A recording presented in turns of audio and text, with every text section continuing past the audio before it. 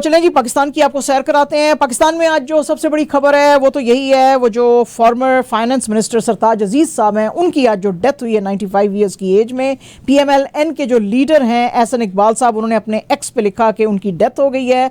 और ये बड़े वेटरन थे पाकिस्तान मूवमेंट के, हमारी जो ग्रेट नेशन है उसके बड़े ग्रेट एसेट थे। तो हम उनको बहुत ज़्यादा मिस करेंगे। उन्होंने बड़ी ज़बरदस्त सर्विसेज पाकिस्तान को दी हैं जो याद रखी जाएंगी। और वो कहते हैं मैंने पर्सनली उनके साथ काम किया है, I had the honour of working with him, और उनका जो प्यार और उनकी गाइडेंस है मैं हमेशा याद रखूँगा। तो may God bless his soul, grant patience to the family. तो इसी तरह और जो दूसरी पॉलिटिकल पार्टीज़ हैं उन्होंने भी सरताज अजीज़ साहब की डेथ के ऊपर बहुत ज़्यादा अफसोस का इजहार किया है। और वो कहते हैं जी कि ये बड़े जो हैं वो फाइनेंशियल गुरु थे और बहुत ज़बरदस्त पॉलिसीज़ बनाते थे। तो बहरहाल इनको अब मिस किया जाएगा क्योंकि बहुत सारे लोग इनसे फाइनेंस के ऊपर गाइडेंस भी लेते थे। चीफ जस्टिस ऑफ पाकिस्तान काजी फायज़ ईसा साहब जो हैं उन्होंने आज बड़े सख्त बयान दिए। उन्होंने कहा जी कि जो डिक्टेटर्स ने लॉज बनाए थे मैं उनको बिल्कुल नहीं मानूंगा, जो लॉज इलेक्टेड रिप्रेजेंटेटिव्स ने बनाए हैं मैं उनको मानूंगा। आज ये हियरिंग सुन रहे थे लाइफ टाइम डिस्क्वालिफिकेशन केस की, जिसमें कि लॉ मेकर्स को कहा गया था कि वो बिल्कुल सारी जिंदगी के लिए इनएलिजिबल होंगे कि वो पोल्स कंटेस्ट कर सकेंगे, या कि उनको 5 इयर्स तक जो है बैन लगाया जाएगा under amended election act 2017 in line with article 62(1)(f) of the constitution. इस बेंच के अंदर जस्टिस सैयद मंसूर अली, या अफरीदी और अमीनुद्दीन खान, जमाल खान, मंदोखेल, मोहम्मद अली और मसरत हिलाली भी थे। ये जब केस सुन रहे थे तो उन्होंने कहा जी कि ये जो डिस्क्वालिफिकेशन केस है PMLN सरदार मीर बादशाह खान कैसरानी का, जो लास्ट मंथ आया था, जिसमें कि अब उन्होंने एडजर्न किया जिसको 4 जनवरी तक, तो उन्होंने कहा जी कि मैं इसके ऊपर गौर अभी और करेंगे हम और अपनी जजमेंट जो है वो देंगे। ये जो था CJP ने यह भी कहा कि जो ये सुप्रीम कोर्ट की जजमेंट पहले आई थी जिसमें कि अमेंडमेंट्स की गई थी इलेक्शन एक्ट 2017 में, या तो वो एग्जिस्ट कर सकता है या तो वो लेजिस्लेशन जो कि पार्लियामेंट में की जाती है वो एग्जिस्ट करेगी। दोनों चीज़ें साथ साथ जो हैं वो नहीं चल सकती हैं कि सुप्रीम कोर्ट का जजमेंट भी चले और जो पार्लियामेंट के अंदर लाई गई है लेजिस्लेशन वो भी साथ साथ चले।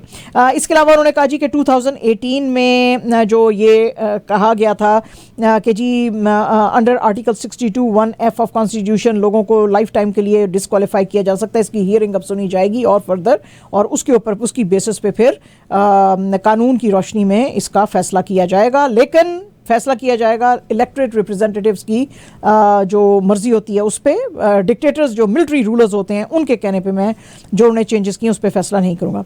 मौलाना फजलुर रहमान जो हैं जी JUIF के हेड, उन्होंने कहा जी कि हमारी जो अलायंस है इलेक्शंस के लिए वो PMLN के साथ हो सकती है, और उन्होंने कहा जी कि ये बड़ी हिस्ट्री है हमारी उनके साथ, हम हमेशा जो हैं इलेक्शंस अपने लॉयलिस्ट के साथ साथ लड़ते रहे हैं। और उन्होंने कहा जी कि जो नवाज शरीफ लेड गवर्नमेंट थी वो मुल्क में उसने बड़ा अच्छा काम किया, बहुत सारी डेवलपमेंट लेकर आए, और अगर ECP ने रिगिंग के दरवाजे खोले तो फिर तो मुश्किल हो जाएगा इस ये जो जनरल इलेक्शंस हो रहे हैं इनकी ट्रांसपेरेंसी के ऊपर बात करना। और इसी तरह अगर लो टर्न आउट भी रहा तो फिर ये जो इलेक्शंस की है इफेक्टिवनेस ये भी कम हो जाएगी। इमरान खान साहब की गवर्नमेंट के ऊपर उन्होंने फिर से बहुत ज़्यादा आज क्रिटिसाइज़ करते हुए ताने खींचे, और उन्होंने कहा जी कि उन्होंने इकोनॉमिक पॉलिटिकल डिप्लोमेटिक जो फाउंडेशंस थी कंट्री की उनको शेक किया, और हम हर किसी का मैंडेट रिस्पेक्ट करते हैं लेकिन PTI का नहीं, क्योंकि और उन्होंने जी बड़ा अपनी तरफ से दावा किया मौलाना फजलुर रहमान ने कि पूरी नेशन ने PTI को रिजेक्ट कर दिया है। अच्छा पाए ना, अक्खा खोलो प्लीज़।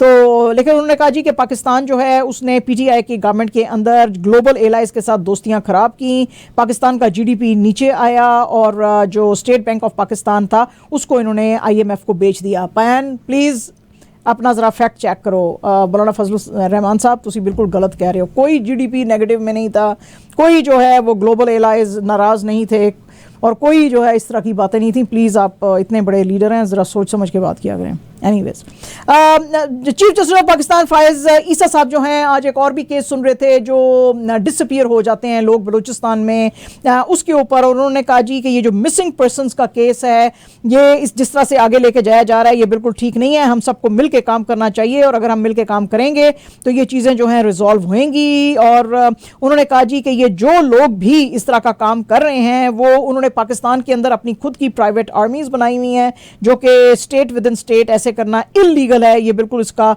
नहीं सही है। वो कहते हैं उन्होंने अपनी जब हियरिंग सुनने के बाद कहा कि आगे इसको कल जारी रखा जाएगा, लेकिन मीनवाइल उन्होंने ये कहा कि अटॉर्नी जनरल ऑफ पाकिस्तान जो है मंसूर उस्मान अवान, उनको अब कल की हियरिंग के ऊपर यहाँ पे होना मौजूद है। आपको पता ही है कि लोग बहुत से बलूचिस्तान से आए हुए हैं और इस्लामाबाद में ठहरे हुए हैं, और उसके ऊपर आज ये केस जो था लेकर आए थे एतजाज एहसन साहब मिसिंग पर्सन्स का कोर्ट के अंदर, जिस पे कि फायज ईसा साहब बात कर रहे थे। उन्होंने कहा जी कि ये जो है बहुत सारे लोग जो गायब होते हैं वो एक सर्टन ऑर्गेनाइजेशन जो कि एंटी स्टेट एंटिटीज़ हैं उनको ज्वाइन कर लेते हैं और फिर वो गायब हो जाते हैं। इस ट्रेडिशन को ख़त्म करने की ज़रूरत है, लेकिन जो कुछ पाकिस्तान में भी हो रहा है वो दुनिया के किसी हिस्से में भी नहीं होता है और हर पार्टी को अपनी रिस्पॉन्सिबिलिटी लेनी पड़ेगी। तो वो कहते हैं जी कि इस जो मुद्दा है इसके ऊपर पॉलिटिक्स करने की ज़रूरत नहीं है, बल्कि जो इंस्टीट्यूशंस हैं उनको अपनी लिमिट में रह के काम करने की ज़रूरत है। तो ये आज उन्होंने बड़े गुस्से का इजहार किया।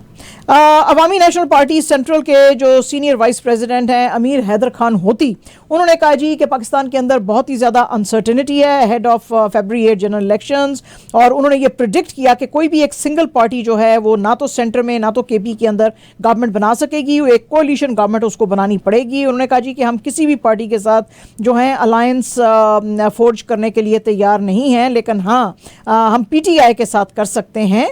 और इन्होंने कहा जी कि हमारी जो पार्टी की मुलाकातें हैं वो जनवरी 13 से हम अब शुरू करेंगे, लेकिन PTI को डेमोक्रेसी के ऊपर खड़ा रहना पड़ेगा। हम उनका जो May 9 का एजेंडा है उसको बिल्कुल हम खारिज करते हैं।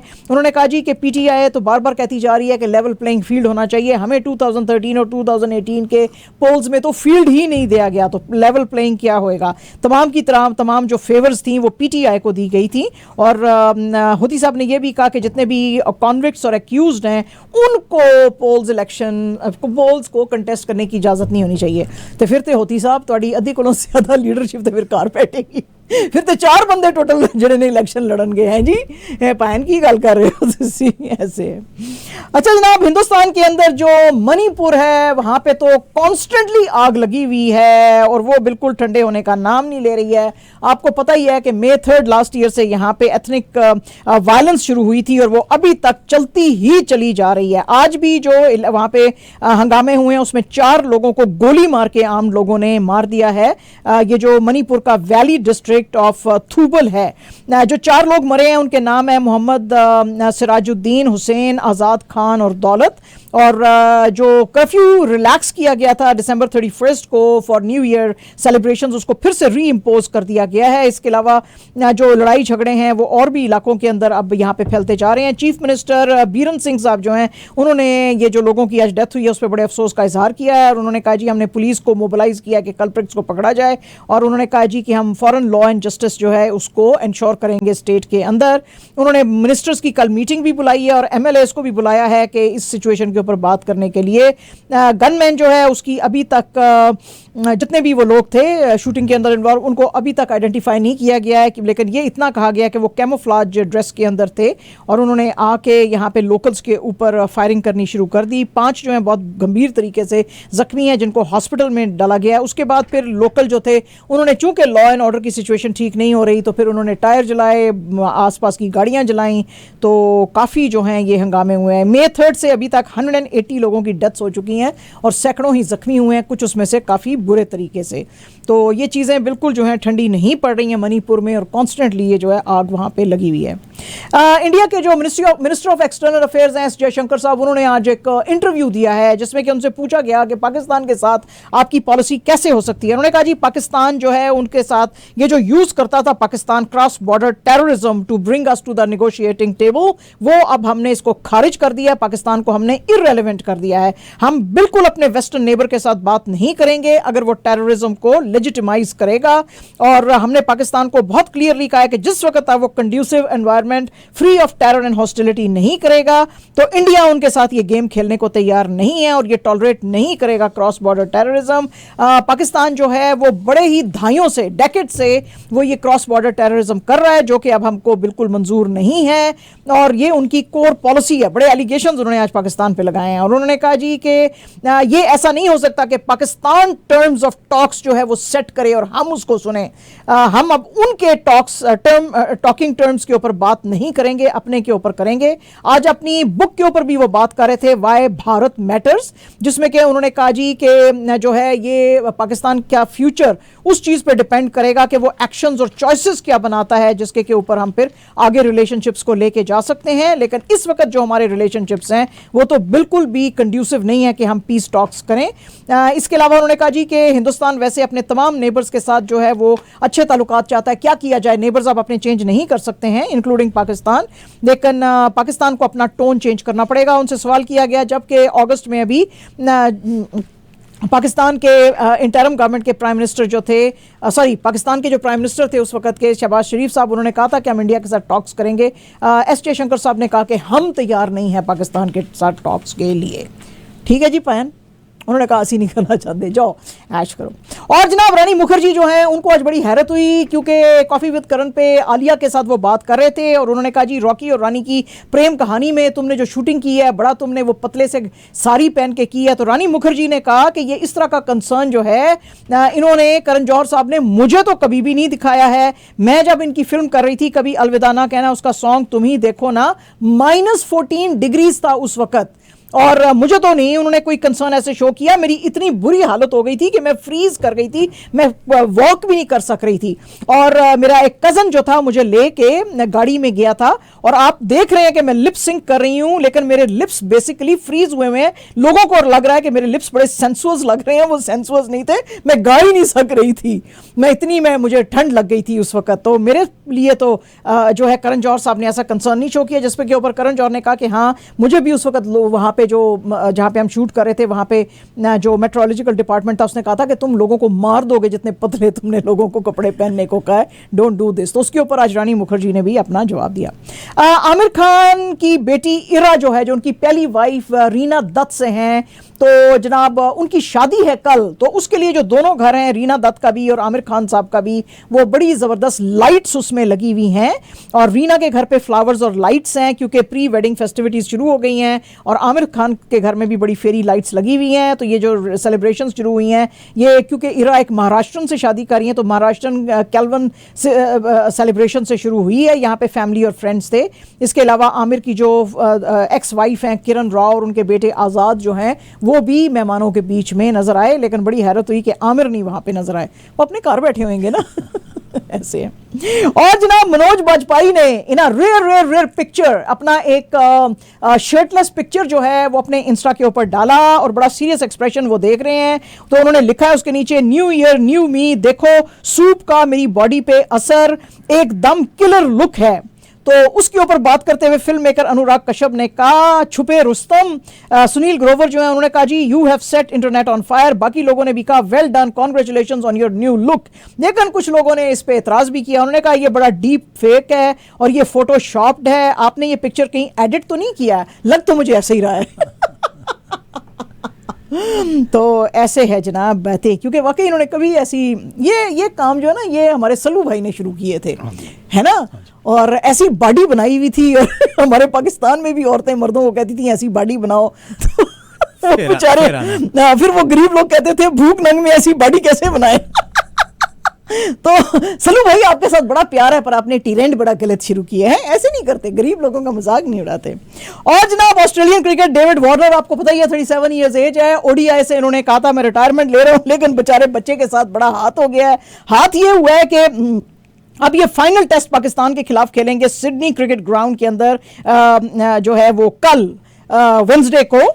लेकिन क्या हुआ है कि इनकी जो बैगी ग्रीन जो कैप है वो गायब हो गई है जो कि ये यूज करना चाहते थे पाकिस्तान के टेस्ट के खिलाफ। वो कहते हैं जी कि मेरा जो लगेज है वो जो जा रहा था मेलबर्न से सिडनी में, तो अपने इंस्टाग्राम पे बड़ा इन्होंने एक इमोशनल वो मैसेज डाला है।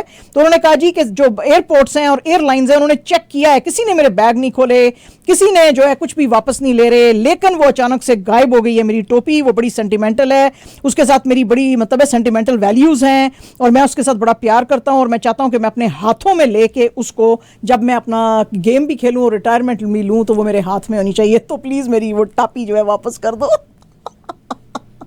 पायन व्हाट इज दिस। मजेदार बात तो ये है कि अब कोई टिकटॉक पे या सोशल मीडिया पे ये टोपी पहन के तस्वीर खिंचवाए। वैसे ही पकड़ा जाएगा इमीडिएटली।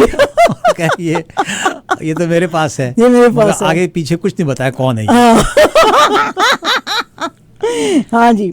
अच्छा जी, आज चेक रिपब्लिक ने जो वर्ल्ड जूनियर हॉकी चैंपियनशिप है उसमें हमारे कनाडा को हराया। हालांकि कनाडा जो था वो डिफेंडिंग चैंपियन था। जैकब स्टैंसी जो हैं उन्होंने सेकंड गोल किया इन 11.7 सेकंड्स में, और उसके बाद क्योंकि उस वक्त जो था कनाडा 2-0 से लीड कर रहा था। फिर उसके कनाडा लूज कर रहा था 2-0 से। हाँ, लूज कर रहा था, सॉरी, जिसके ऊपर स्टैंसी लीडिंग 2-0। हाँ, 2-0, तो ये इसने फिर गोल किया। अच्छा, उसके बाद फिर क्या हुआ जी कि ये इन्होंने फिर एक और गोल कर दिया, फिर कनाडा ने एक गोल कर दिया, फिर उन्होंने तीसरा कर दिया। 2-2 टाई था। हाँ, 2-2 टाई था, और फिर उसके बाद 3-2 से जो है हमारा कनाडा बेचारा जो है वो हार गया। कोई गल नहीं। अच्छा होता है ऐसे। They won 3 times in last 5 years. Yes, that's right. Okay, so not to worry about it. Not to worry. और मतलब है हमें खुश होना चाहिए, दूसरों को भी चांस दो, मौका देना चाहिए। और वैसे तो हमारे नीले जे और टोरंटो मेपल लीफ तो कभी जीतते ही नहीं है। कभी हमने दिल छोड़ा? कभी छोड़ा हमने दिल? ये आप हमने तो छोड़ को लेके आया थी बीच में।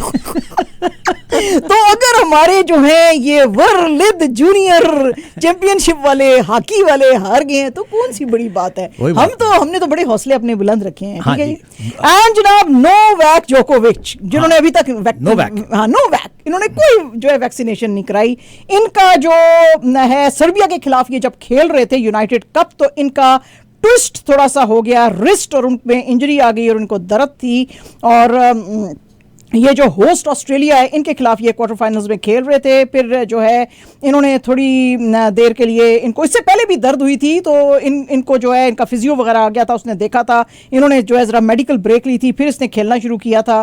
तो ये जब ये अब भी खेल रहे थे तो फिर इनकी डिस्ट में दर्द हुई, तो इन्होंने जो है लूज़ कर रहे थे सेकेंड सेट, लेकिन फिर जब वो अपनी वो मरम शरम लगवा के आए तो फिर इन्होंने तीसरा सेट जो है वो जीता और जीते। और इसके अलावा जो सर्बिया था वो सोच रहा था कि जो मिक्स डबल्स हैं उसमें हमारे साथ जो है ये खेलेगा नोवैक जोकोविच, लेकिन ये नहीं थे। लेकिन फिर भी सर्बिया ने जो है डबल्स का मैच भी जीता और अब ग्रुप ई के अंदर वो टॉप पे हैं। ऑफ कोर्स हैं जी। चलो फिर सर्बिया चलिए। वो जीतते हैं, हम सर्बिया जा रहे हैं। सर्बिया जा रहे हैं, वो जीतते हैं।